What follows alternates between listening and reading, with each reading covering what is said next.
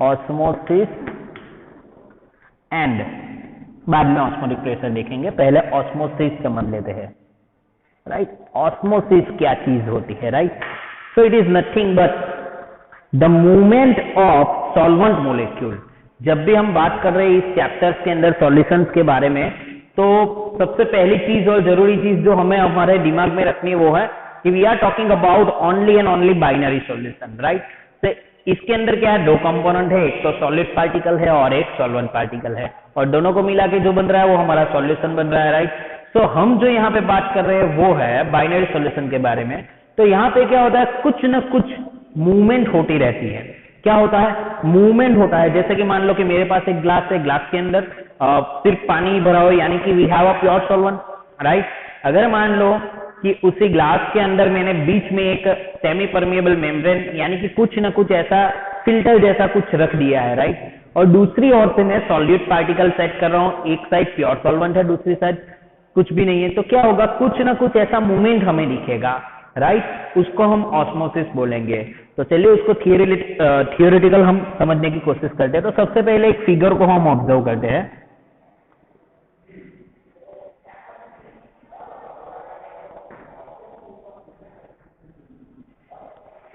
मान लो कि मैंने एक बड़ा बीकर लिया है, बीच में ऐसे मैंने एक फिल्टर रख लिया। अभी हम उसको फिल्टर ही बोलेंगे, बाद में मैं आपको बताऊंगा कि इसे हम SPM क्यों बोलते हैं, राइट।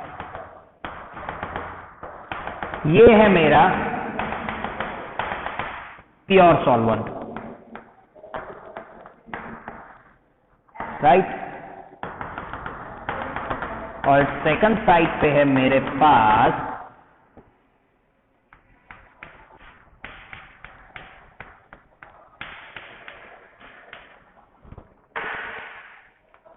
Solution, right. तो अब क्या होगा यहाँ पे, राइट। तो अकॉर्डिंग टू ऑस्मोसिस हमें यहाँ पे कुछ न कुछ मूवमेंट देखने को मिलेगी। तो मूवमेंट में क्या आएगा कि प्योर सॉल्वेंट से लेके जो मोलेक्यूल्स होंगे वो सॉल्यूशंस की ओर बढ़ेंगे, राइट। क्या होगा, प्योर सॉल्वेंट से सॉल्यूशन की ओर वो बढ़ेंगे। कहां से, थ्रू दी SPM, इसे हम बोलेंगे SPM, so semi permeable membrane. This is called semi permeable membrane. ना, जैसे कि आपको मालूम है कि हम सुबह सुबह चाय पीते हैं, तो क्या करते हैं, चाय बनाने के बाद उसको एक जो फिल्टर रहता है उसके थ्रू हम पास कर दे। तो क्या होता है कि जो भी चाय पत्ती रहती है या फिर अदरक वदरक कुछ रहता है तो वो पूरा ऊपर रह जाता है, और जो हमारी चाय जो है, जो हम पीने वाला है, वो नीचे से निकल। तो इसके अंदर भी कुछ ऐसा ही होता है कि प्योर सॉल्वेंट जो है और यहाँ पे सॉल्यूशन है, यानी कि सॉल्यूट प्लस सॉल्वेंट है, दोनों है यहाँ पे। ऐसा नहीं कि एक ही कंपोनेंट है, यहाँ पे पूरे दो कंपोनेंट है, यहाँ पे एक ही है।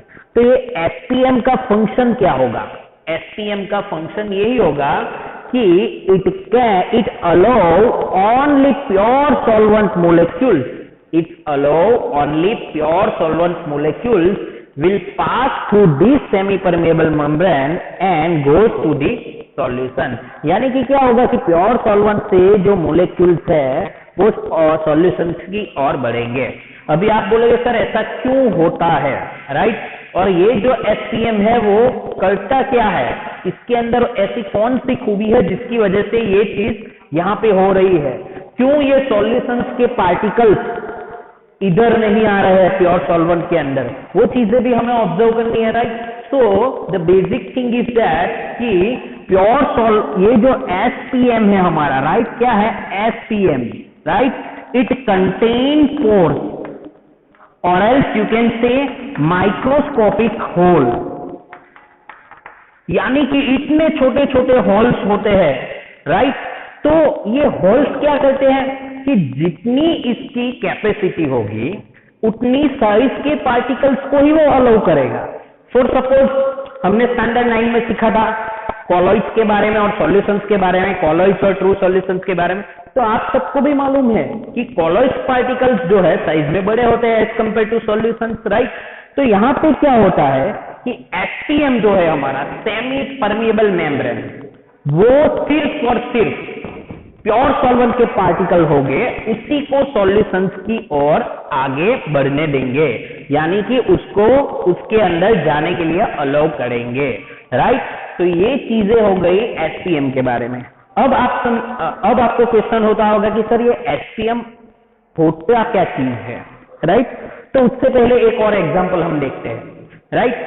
अभी आम की सीजन चल रही है, मैंगो की सीजन, तो आप सबके घर पे पिकल्स भी बनते होंगे, right.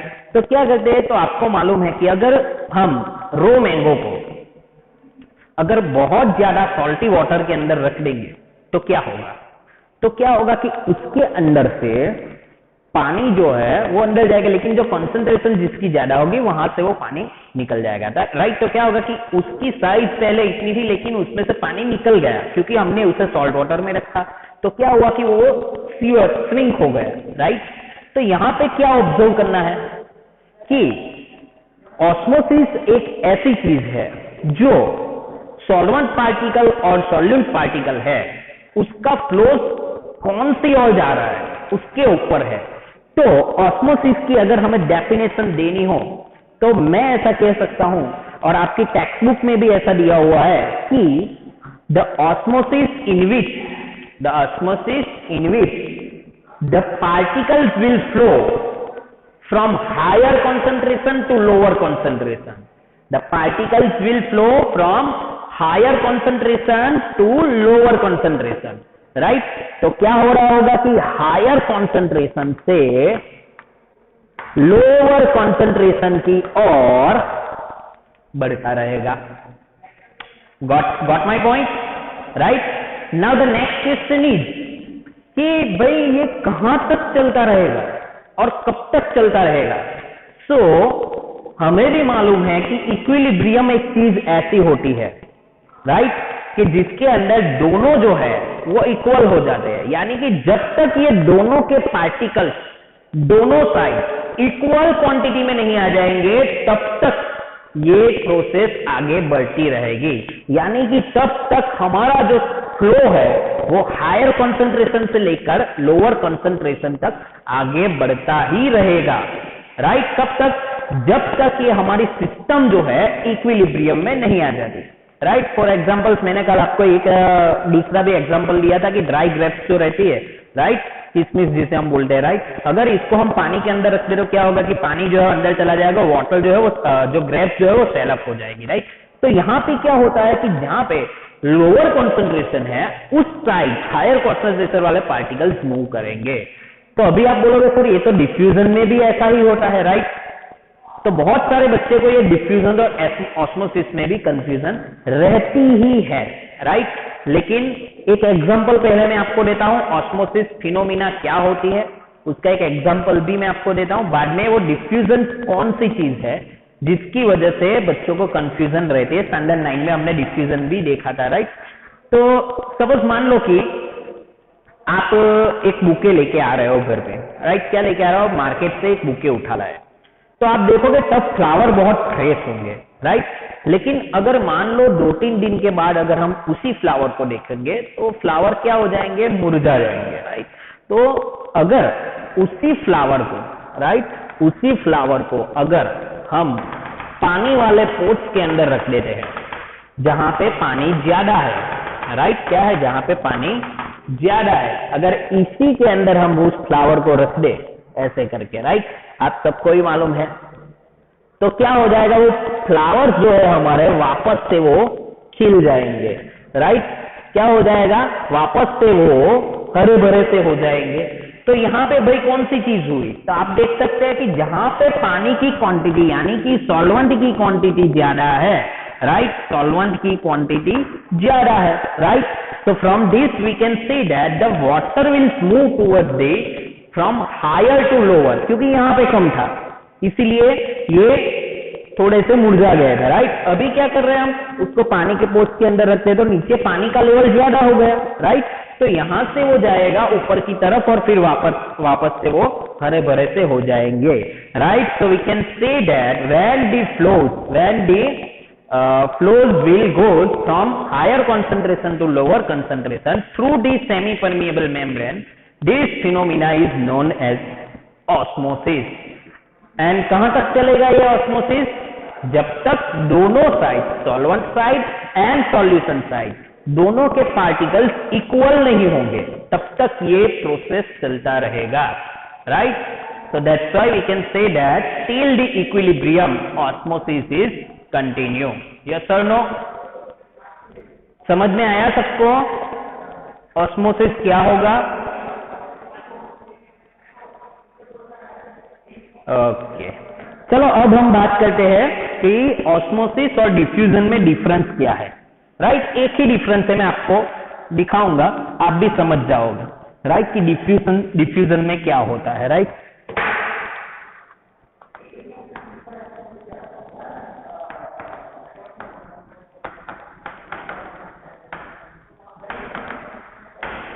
Okay, so if you want to take example for the diffusion is a incense stick, right? जैसा कि हम घर के अंदर अगर धूप को अगर जलाते हैं, राइट?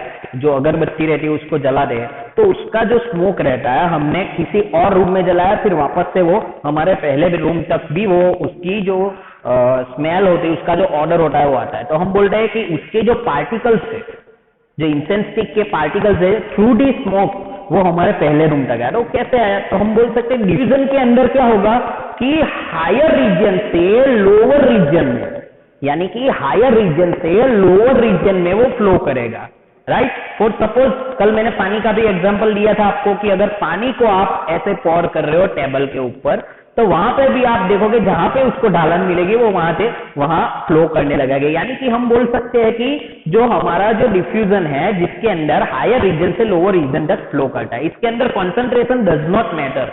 यहाँ पे कॉन्सेंट्रेशन मैटर नहीं करती, लेकिन जो हमारे सॉल्यूट और सॉल्वेंट पार्टिकल है वो भी मैटर नहीं करता। वो सिर्फ मैटर करता है कि कौन से रीजन से कौन से रीजन जाना है, कि जहां पे ज्यादा होगा वहां से वो निकल के जहां पे कम है वहां पे जाएगा, तो ये डिफ्यूजन होगा। लेकिन ऑस्मोसिस में हम क्या करते हैं? ऑस्मोसिस में हम सेमी परमिएबल मेम्ब्रेन यूज करते हैं और particularly only and only solvent particle को ही मूव कराने की परमिशन देते हैं, राइट? तो अभी आपको लगे सर ऐसा ही क्यों होता है, तो मैंने पहले ही बोला कि सेमी परमिएबल मेम्ब्रेन जो है वो वेजिटेबल मेम्ब्रेन्स भी आते हैं, राइट? और फिर एनिमल मेम्ब्रेन्स भी आते हैं, राइट? तो इसके अंदर छोटे छोटे होल्स रहते हैं, we can say it's pores or else microscopic hole. So it can allow only that kind of particles with the size is similar to the membrane hole, यानी कि उसके मेम्ब्रेन की जितने होल्स की साइज होगी उतने ही साइज के particles को वो फ्लो करने देगा, राइट? अभी आप बोलोगे सर तो फिर मान लो कि ये जो चीज इक्विलिब्रियम में आ गई है, राइट?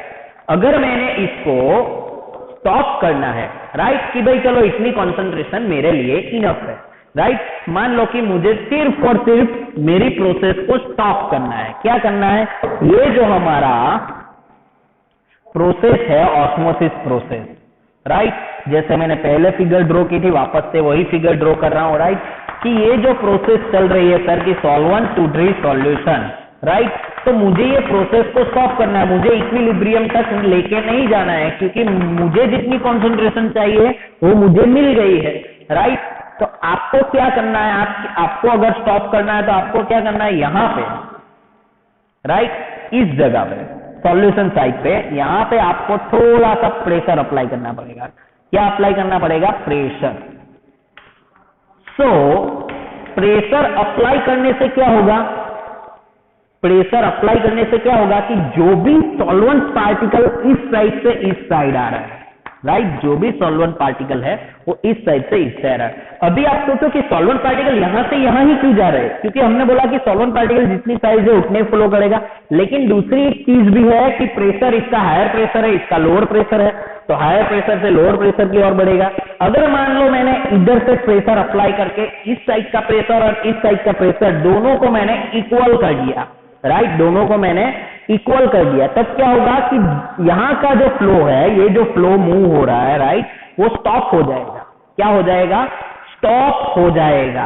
आपके एक्सटर्नल प्रेशर अप्लाई करने से वो स्टॉप हो जाएगा। समझ में आ रहा है मैं क्या कर रहा हूं आपको? यस और no?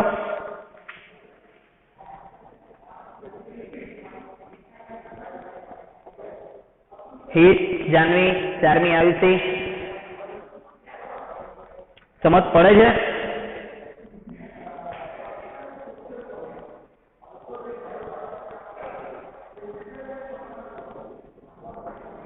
Okay. So what does it say? Right? So we can say that the minimum pressure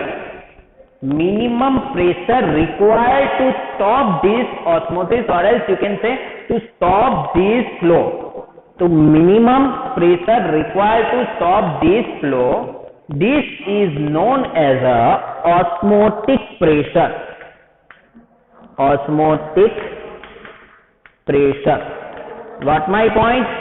Osmotic pressure किसे बोलेंगे कि आपको यहाँ पे क्या करना है कि एक प्रेशर अप्लाई करना है, उसकी वजह से क्या हो रहा है कि प्योर सॉल्वेंट पार्टिकल्स जो है जो सॉल्यूशन के अंदर जा रहे थे वो अब स्टॉप हो गए, यानी कि एक स्पेसिफिक प्रेशर की वजह से लगाने की वजह से यहाँ पे फ्लो जो है, जो कॉन्सेंट्रेशन हो रहा था, इक्विलिब्रियम जो हो रहा था, वो अभी स्टॉप हो गया है। राइट? तो उस प्रोसेस को स्टॉप करने के लिए जो भी हम प्रेशर अप्लाई कर रहे हैं उसे हम बोलेंगे osmotic pressure. Right? Understood? Yes और no? Osmotic pressure means minimum pressure required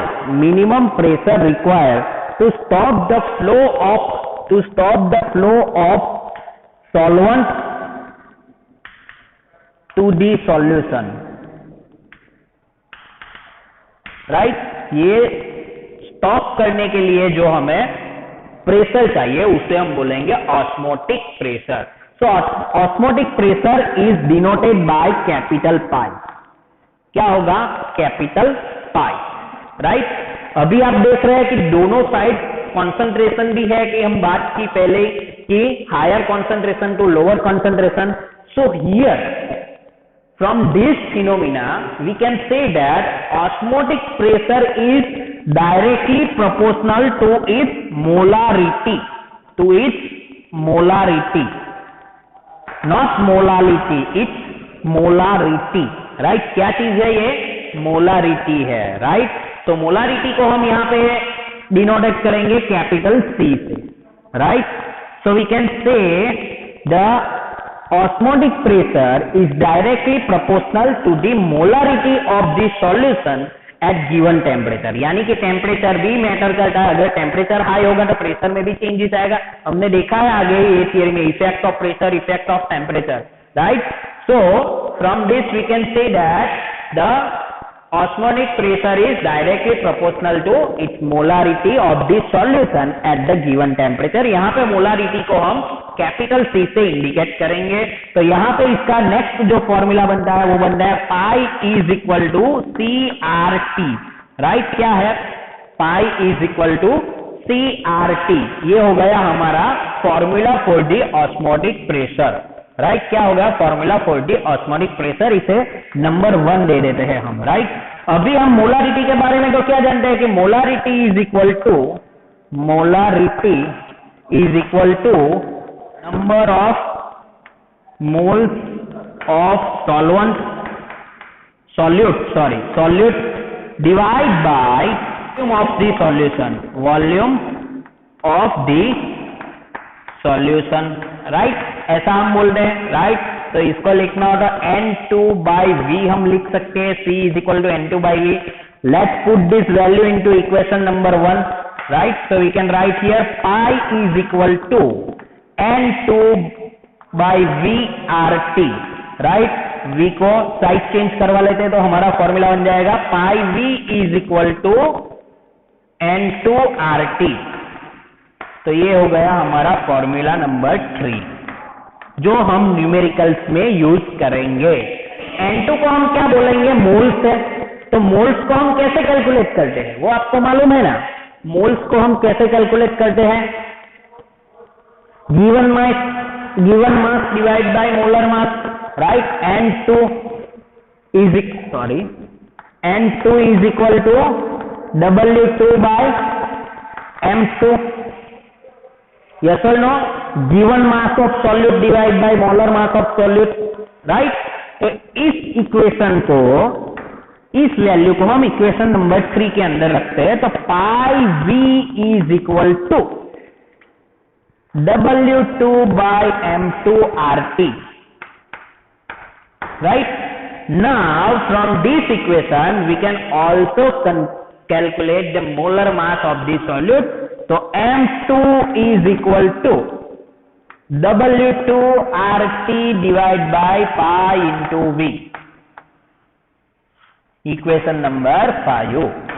तो ये इक्वेशन जो है हमें मोलर मास फाइंड करने में भी हेल्पफुल होगा, राइट? तो ये सारे मैथमेटिकल स्टेप समझ में आए।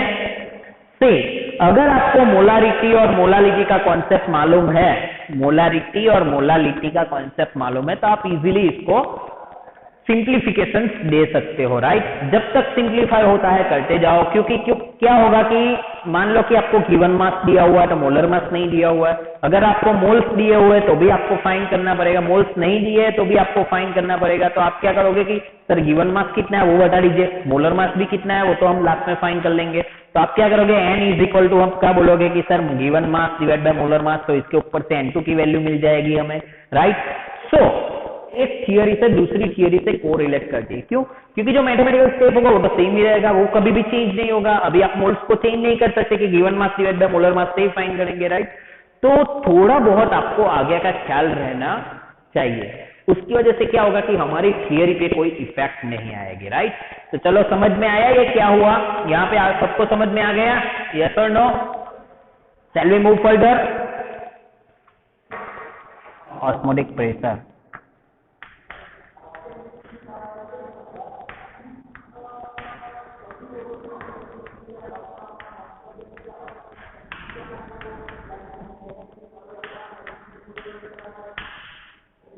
there are only two advantages for osmotic pressure. The first one is molarity is used instead of molality. Molarity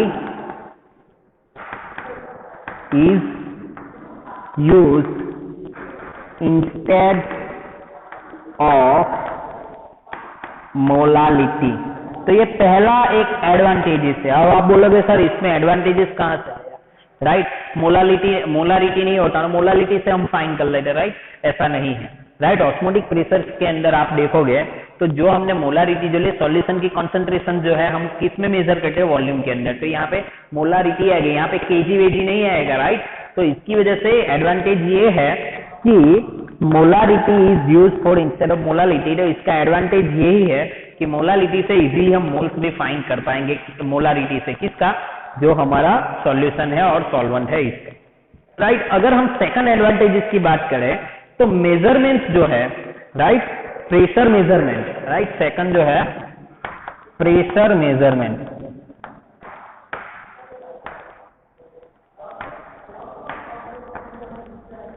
right? जो भी प्रेशर मेजरमेंट है, राइट, वो कितना होगा,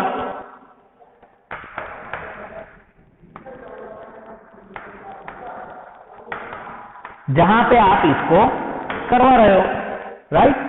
जैसे मान लो कि आप अभी आपके घर पे जो आरओ है उसको क्या आपको फ्रीजर में रखना पड़ता है? नहीं रखना पड़ता है। क्या आप इसको बहुत ही हॉट जगह रहती है वहां पे रखना पड़ता है? नहीं रखना पड़ता है। तो main thing is that, advantage is that कि रूम टेम्परेचर पे भी वो प्रोसेस हो जाएगी। क्या होगा? रूम टेम्परेचर पे भी वो प्रोसेस जो है वो कंप्लीट हो जाएगी, राइट? तो this is the two main advantages of osmotic pressure, isotonic, hypotonic and hypertonic. कौन कौन से टर्म्स है? Isotonic, hypotonic and hypertonic, right? सबको समझने की ट्राई करते हैं, राइट? तो सबसे पहली चीज कि ऐसा सॉल्यूशन है हमारे पास, क्या है कि ऐसा सॉल्यूशन है, राइट, जिसकी कंसंट्रेशन जो है, जिसका प्रेशर जो है वो सेम है, राइट? ऐसा सॉल्यूशन है हमारे पास जिसका बाहर का और जो हम बाहर से उसको जो अंदर का प्रेशर और बाहर का प्रेशर दोनों सेम है, उसको हम बोलेंगे आइसोटोनिक, राइट। तो isotonic means what, the solution having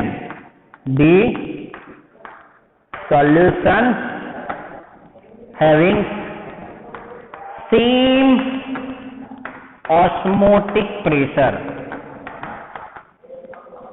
which is known as a isotonic। अगर इसका एग्जांपल लेना हो तो ले लेते हैं सलाइन वाटर। कैसे इसको हम आइसोटोनिक सॉल्यूशन बोलेंगे, तो मैं आपको एक्सप्लेन करता हूं कि जब भी कभी हम बीमार होते हैं, राइट, तो हम हॉस्पिटल्स में जाते हैं। तो हॉस्पिटल्स में क्या होता है कि हमें जो बोतल, जो पानी की बोतल हम बोलते हैं, राइट, उसको सलाइन सॉल्ट वाटर बॉटल बोलते हैं, राइट। तो सॉल्ट वाटर बॉटल जो है हमें जब भी हमारे शरीर के अंदर जाता है, जो पानी उसके अंदर बॉटल का रहता है, तो किस तरह से वर्क करता है उसको समझना पड़ेगा। उसके ऊपर से हम आइसोटोनिक, हाइपोटोनिक एंड हाइपरटोनिक समझ जाएंगे।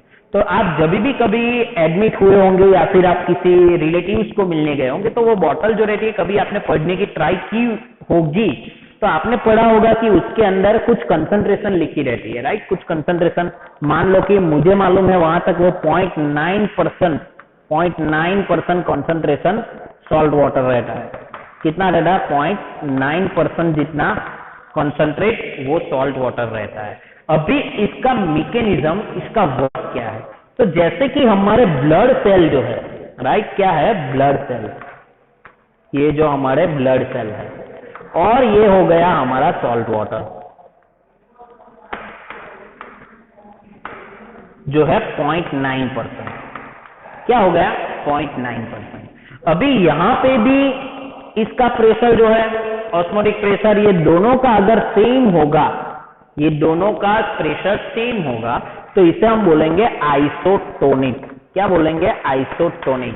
यानी कि इसको, इसकी कॉन्सेंट्रेशन में, अगर 0.9 की कॉन्सेंट्रेशन में अगर हम पेशेंट के बॉडी सेल्स के अंदर एंटर करेंगे, तो उसके जो ब्लड सेल है उसके ऊपर कुछ इफेक्ट नहीं आएगा, राइट। क्यों नहीं आएगा? क्योंकि ब्लड सेल की भी कॉन्सेंट्रेशन इतनी है जितनी बाहर से जो हम दे रहे हैं उसकी कॉन्सेंट्रेशन सेम है। यानी कि यहाँ पे क्या हो रहा है कि सॉल्ट वाटर का ऑस्मोटिक प्रेशर और ब्लड सेल का ऑस्मोटिक प्रेशर सेम है, राइट। उसको हम बोलेंगे आइसोटोनिक, राइट। क्या बोलेंगे? Isotonic, right. अभी मैंने पहले एक एग्जांपल आगे भी दिया था कि सॉल्ट वाटर के अंदर ग्रेप्स को या फिर ब्लड सेल को रखते हैं तो स्वेल अप हो जा रहे हैं। वो क्यों होते हैं वो भी हम इस थियरी में सीखेंगे, राइट। तो ध्यान से देखिए कि ये ऐसा क्यों हो रहा है। अगर मान लो कि ये जो सॉल्ट वाटर है, क्या है? हमारा सॉल्ट वाटर जो बाहर से ऐड कर रहे हैं, जिसके अंदर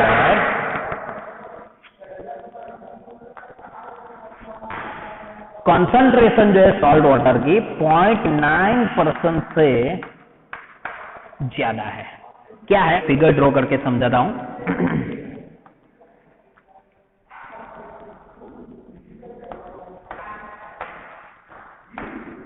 for suppose we have blood cell, और दूसरी ओर है हमारे पास 0.9% plus concentration water, salt water. Now you can say in this solution water is less and salt is more, right। यहाँ पे क्या हो रहा है कि अगर 0.9 से, अगर आप भी क्या करोगे, अगर वाटर को ज्यादा सॉल्टी करना पड़ेगा तो आप क्या करोगे? सॉल्ट की क्वांटिटी इसके अंदर बढ़ा दोगे। तो अगर मान लो कि जो हमारे पास जो बॉटल है उसकी 0.9% से ज्यादा कॉन्सेंट्रेशन है, ये तो ब्लड सेल के जो कॉन्सेंट्रेशन है उससे भी कहीं ज्यादा हो गई, तो इसके अंदर क्या होगा कि ब्लड सेल, अगर ऐसी बॉटल जिसकी कॉन्सेंट्रेशन 0.9 से ज्यादा है, ऐसा सॉल्ट वाटर जिसके अंदर सॉल्ट ज्यादा है और पानी कम है, क्या है? सॉल्ट ज्यादा है और पानी कम है, अगर वही बॉटल अगर हम पेशेंट को चढ़ाएंगे, पेशेंट को अगर देंगे, तो क्या होगा कि इसके अंदर जो वाटर है वो बहुत ही कम है और ब्लड सेल में जो वाटर है वो ज्यादा है as compare to this one. तो यहाँ पे क्या होगा कि जो भी ब्लड में से पानी होगा, ब्लड सेल में से पानी होगा, वो सॉल्ट वाटर में चला जाएगा, राइट। तो हमारा जो ब्लड सेल होगा वो कुछ ऐसा हो जाएगा, राइट। क्या हुआ? क्योंकि ब्लड सेल से पानी निकल गया, क्योंकि वो हमने सीखा है कि हायर कॉन्सेंट्रेशन से लोअर कॉन्सेंट्रेशन जाएगा, तो वाटर लेवल जो है जिसकी प्रेशर की वजह से क्या हो रहा है कि उसका प्रेशर इसकी कंपेयर में कम है, राइट। इसका क्या होगा, पानी यहाँ पे कम है तो पानी पूरा कहाँ निकल जाएगा, सीधा सॉल्ट वाटर के थ्रू वहां पे चला जाएगा, तो उसकी वजह से हमारा जो ब्लड सेल जो है वो श्रिंक हो जाएगा, राइट। क्या होगा, श्रिंक हो जाएगा। और इसकी ये जो फिनोमिना जो है इसे हम बोलेंगे हाइपरटोनिक सॉल्यूशन। क्या बोलेंगे, ये फिनोमिना को हम बोलेंगे हाइपरटोनिक सॉल्यूशन, राइट। क्या बोलेंगे इसे, हाइपरटोनिक सॉल्यूशन, जिसके अंदर वाटर लेवल ब्लड सेल का कम रहता है और वाटर की कंसंट्रेशन, सॉल्ट वाटर की कंसंट्रेशन ज्यादा रहती है। तो उसकी वजह से इसके अंदर वाटर लेवल बहुत कम है, इसके अंदर वाटर लेवल ज्यादा है, तो वाटर क्या करेगा, अपना जो ब्लड सेल के अंदर का जो पानी है वो कम वाटर के साइड जाएगा, कम पानी है वहां पे जाएगा, और उसकी वजह से दोनों इक्विलिब्रियम में आएंगे, तब वो श्रिंक हो जाएंगे, क्या, हमारे ब्लड सेल हो जाएंगे। तो इस टाइप के जो सॉल्यूशंस होंगे इसे हम बोलेंगे हाइपरटोनिक, राइट। क्या बोलेंगे इसे हम, हाइपरटोनिक। अब यहाँ पे ऐसा क्यों हो रहा है, यहाँ पे ऐसा क्यों हो रहा है, राइट। तो जैसे ही मैंने बोला कि मोर सॉल्टी वाटर है, यानी कि यहाँ पे जो सॉल्यूशन है हमारा सॉल्ट प्लस वाटर है, क्या है, सॉल्ट प्लस वाटर है, राइट। तो यहाँ पे जो हमारा सॉलिड पार्टिकल्स जो होगा वो सॉल्ट है जो ज्यादा क्वांटिटी में है, तो कॉन्सेंट्रेशन इसकी हाई होगी, किसकी, सॉल्ट की। तो इसकी वजह से ये होता है कि सॉल्यूट की कॉन्सेंट्रेशन ज्यादा होने की वजह से जो हमारा ब्लड सेल है वो अपना वाटर भी लूज कर देगा, जिसकी वजह से वो श्रिंक हो जाएगा। So this kind of solution is known as a hypertonic solution. Got my point? Yes or no? और अगर मान लो कि इसकी कंसंट्रेशन 0.9 से कम है, राइट, क्या होगा, 0.9 से कम है, यानी कि हमारा जो ब्लड सेल है, राइट, हमारा जो ब्लड सेल है वहां पे पानी कम है और जो हमारा सॉल्ट वाटर है वहां पे पानी ज्यादा है, सॉल्ट कम है, राइट, अभी water is more and salt is less, तो क्या होगा, वो यहां से यहां फ्लो करेगा और जो हमारा ब्लड सेल जो होगा वो स्वेल अप हो जाएगा, क्या हो जाएगा, स्वेल अप हो जाएगा। So this phenomena is known as a hypotonic. The next theory is that is reverse osmosis. Reverse osmosis में क्या होगा कि आपने जो कंटेनर लिया है जिसके अंदर आपने SPM रखा है, यानी कि सेमी परमिएबल मेम्ब्रेन रखा है, और एक साइड है हमारा प्योर सॉल्वेंट है, राइट। तो हमने ये भी देखा कि सॉल्वेंट से सॉल्यूशन की ओर हमारा फ्लो होता है जिसे हम ऑस्मोसिस कहते हैं, और the pressure required to stop this process which is known as a osmotic pressure, right। मान लो कि W1 is a normal osmotic pressure, normal osmotic pressure, जिससे हमारा जो प्रोसेस हो रहा था फ्लो का वो बंद हो गया, राइट, W1।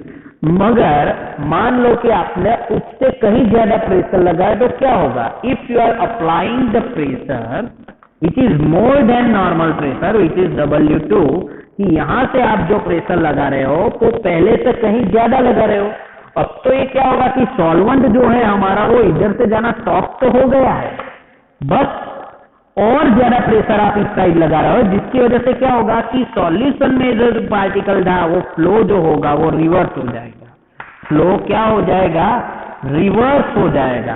तो पहले हमने देखा था कि पहले सॉल्वेंट से सॉल्यूशन की ओर प्रोसेस फ्लो जो था वो आ रहा था, अब जो हमारा फ्लो है वो सॉल्यूशन से सॉल्वेंट की ओर चला गया। So that's why this is known as a reverse osmosis। हम हमारे सॉल्यूट पार्टिकल्स थे और सॉल्वेंट भी थे जो कि वाटर था, यानी यहाँ पे था हमारा मान लो इम्प्यूरिटीज प्लस वाटर था, राइट। अभी क्या, पहले क्या था सिंपल ऑस्मोसिस में कि बिना प्रेशर के ये इक्विलिब्रियम में जाने के लिए सॉल्वेंट से सॉल्यूशन जा रहा था, अभी ज्यादा प्रेशर लगाने की वजह से क्या हुआ कि यहां से जो वाटर जो था वो अभी सॉल्यूशन से सॉल्वेंट की ओर बढ़ेगा, तो ये तो क्या हुआ कि इम्प्यूरिटीज यहाँ पे रह गई, ये सारी इम्प्यूरिटीज, और जो प्योर सॉल्वेंट था वो वापस से इस साइड मिल गया। तो ये क्या हुआ, प्योरिफिकेशन हो गया। ये तो वाटर का क्या हो गया, वाटर का प्योरिफिकेशन हो गया। So that's why this phenomena is nowadays very useful in our homes. We are using RO plant. So that means कि ओनली एंड ओनली ज्यादा प्रेशर अप्लाई करने की वजह से जो वाटर जो है सॉल्यूशन में, वो सिर्फ वाटर जो है वो ही फ्लो करेगा ज्यादा प्रेशर लगाने की वजह से। So we get pure water from it, right. So this phenomena is known as a reverse osmosis. Got my point, yes और नो। रिवर्स ऑस्मोसिस में ज्यादा कुछ नहीं है, सिर्फ यही देखना है कि जो हम सिंपल प्रेशर लगा रहे थे उससे कहीं ज्यादा प्रेशर अगर हमने लगाया तो उसकी वजह से क्या हुआ कि जो सॉल्यूट पार्टिकल और सॉल्वेंट पार्टिकल मिक्स थे, यानी कि जो सॉल्यूशन था अभी सॉल्यूशन में से वो वापस से क्या बन रहा है कि जो हमारा सॉल्वेंट है वो वापस रिवर्स आ रहा है। यानी कि if you are applying more pressure than more osmotic pressure, right. तो स्टॉप होने की वजह से पूरा का पूरा फ्लो था वो अभी रिवर्स हो गया। So that's why this reaction or this phenomena is known as a reverse osmosis and this is used in our RO plant. हमारे RO प्लांट में यही प्रोसेस होता है कि इम्प्यूरिटी एब्जॉर्ब हो जाती है कहाँ, SPM के थ्रू, और बाकी सारे बाहर निकल आते हैं, वो प्योर पानी, प्योर वाटर बाहर निकल आता है। तो इसे हम कहते हैं रिवर्स ऑस्मोसिस। तो last theory from this chapter is that is abnormal molar mass. You know, जब भी हम कभी बात करते हैं स्कूल में भी, तो हमारे कुछ फ्रेंड होते हैं, उसको हम चिढ़ाने के लिए क्या बोलते हैं कि अगर क्लास में वो बहुत ज्यादा मस्ती करता है और एल्स वो क्या करता है कि कभी कभी जो बताया वो नहीं करता, दूसरा कुछ कहता है करता रहता है, तो हम क्या बोलते हैं, उसका ऊपर का पारा नहीं है, राइट। यानी कि वो एबनॉर्मल हो गया है, राइट, कि जो हम सोच रहे हैं वो वैसा नहीं है, राइट। तो मास इज मीन्स व्हाट, कि whatever the molar mass we observe that can be a lower or else higher as expected, यानी कि हम जो एक्सपेक्ट कर रहे थे उससे कहीं डिफरेंट मिल रहा है, या तो जो ओरिजिनल हमारा मोलर मास है उससे कभी लो भी मिल सकता है और हायर भी मिल सकता है, राइट। तो ये जो थियोरी थी जिसको एक्सप्लेन किया था van Hoff, right, van Hoff scientist थे, तो उन्होंने ये थियरी को नाम दिया। तो जब प्रूव किया तब एक फैक्टर दिया जिसका नाम था वॉन थॉप फैक्टर, और उसको हम इंडिकेट करते हैं स्मॉल आई से। किससे? स्मॉल आई से। तो अगर इसका हमें फॉर्मूला लिखना हो तो इसके फॉर्मूला है ना, आपको 3 या 4 टर्म्स वहां पे दी हुई है कि फॉर्मूला हम बोल सकते हैं, ये जो आई की वैल्यू हम फाइंड कर सकते हैं कि normal divide by abnormal molar mass. तो ये चीज हमें ऑब्जर्व करनी है कि नॉर्मल मोलर मास और एबनॉर्मल मोलर मास, या फिर इसको हम ये भी बोल सकते हैं, 2-4 चीजें यहां पे दी हुई है कि observed colligative property, observed colligative properties. हमने कौन कौन सी प्रॉपर्टीज देखी है कॉलिगेटिव प्रॉपर्टीज में? 4 देखी ना। एक तो पहले RLVP थी, दूसरे बाद freezing point, depression of freezing point, elevation of boiling point, और लास्ट में जो हमने देखा वो क्या था, ऑस्मोटिक प्रेशर। तो osmosis and osmotic pressure is also colligative properties, right. तो यहाँ पे ये जो फॉर्मूला होगा वहां पे हम बोल सकते हैं कि observed colligative properties and calculated colligative property, right. एक और चीज हम यहां पे लिख सकते हैं, इसी number of moles of particles after dissociation divide by before dissociation, after dissociation divide by total number of moles of particle before dissociation. अभी एसोसिएशन एंड डिसोसिएशन आपको मालूम होना चाहिए। एसोसिएशन क्या है? जॉइंट होता है। डिसोसिएशन उसको हम क्या बोलते हैं? अलग करते हैं उससे हम डिसोसिएट बोलते हैं, यानी कि H2O में से H2NO2 डिसोसिएट होता है और H2NO2 एक दूसरे के साथ कनेक्ट होते हैं तो उसको हम एसोसिएट बोलते हैं, राइट। तो ये तीसरा हो गया कि I, that is total numbers of moles of particle after dissociation divide by before dissociation, right. तो ये एक चीजें हो गई। अगर मान लो कि ये I को, राइट, यानी कि जो I है हमारा वॉन्ट ऑफ फैक्टर है, अगर इसको हम हमारी कॉलिगेटिव प्रॉपर्टीज के साथ मैच कर ले, किसके साथ, कॉलिगेटिव प्रॉपर्टीज के साथ अगर इसे इन्वॉल्व कर दे, तो हमारा पहली जो हमने कॉलिगेटिव प्रॉपर्टीज देखी थी वो क्या थी, relative lowering of vapour pressure था, जिसके अंदर हमने क्या देखा था कि delta P1 divide by P10 is equal to X2 और एल्स Chi2 हमने लिखा था, यानी कि इसका जो मोल फ्रैक्शन है वो इसके अकॉर्डिंग होता है। तो यहाँ पे अगर मान लो कि X2 इज इक्वल टू क्या होगा, तो X2 इज इक्वल टू क्या होगा, N2 bye N1 plus N2, लेकिन हम डाइल्यूट सॉल्यूशन के लिए सिर्फ N1 ही लिखते हैं। तो अगर ये कॉलिगेटिव प्रॉपर्टीज के अंदर इन्वॉल्व होता है वॉन्ट ऑफ फैक्टर, तो ये फॉर्मूला में यानी कि RLBP में, relative lowering vapour pressure theory में, यहाँ पे I लिख देना है, राइट। दूसरी थियरी हमने देखी थी delta TB is equal to KB into M, राइट। फिर M का तो हम डेरिवेशन देखा ही था।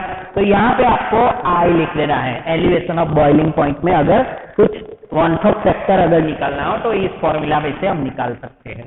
तीसरी कॉलिगेटिव प्रॉपर्टीज जो हमने देखी थी वो थी डेल्टा TF, यानी कि depression of freezing point, right. तो डिप्रेशन ऑफ फ्रीजिंग पॉइंट में अगर आता है तो हम क्या लिखते हैं, IKF इंटू M। और जो लास्ट हमने देखी थी ऑस्मोटिक प्रेशर, तो ऑस्मोटिक प्रेशर का फॉर्मूला क्या था, capital pi is equal to CRT, right. Then यहाँ पे I लिख देना है। तो ये 4 फॉर्मूला है जिसके ऊपर से आपको शायद न्यूमेरिकल्स आ सकते हैं।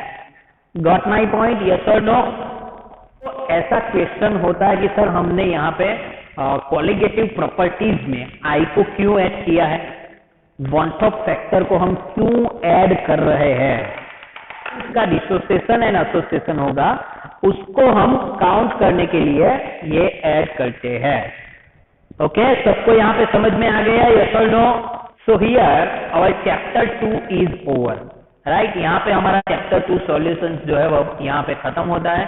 अगर आपको अभी भी कुछ डाउट है सॉल्यूशन चैप्टर में तो आप एक बार रिफर कर लीजिए। रिफर करने के बाद वापस से मुझे आप टेक्स्ट मैसेज या फिर व्हाट्सएप मैसेज कीजिए, या फिर आप क्या कीजिए कि आज एक बार पढ़ लीजिए, उसके बाद जो भी क्वेरी है नोट डाउन कर लीजिए, फिर मुझे आप मैसेज कर दो कि सर हमें ये थियरी समझ में नहीं आई है, तो वापस से उस थियरी का हम रिवीजन देखेंगे, right. So see you, bye bye everyone.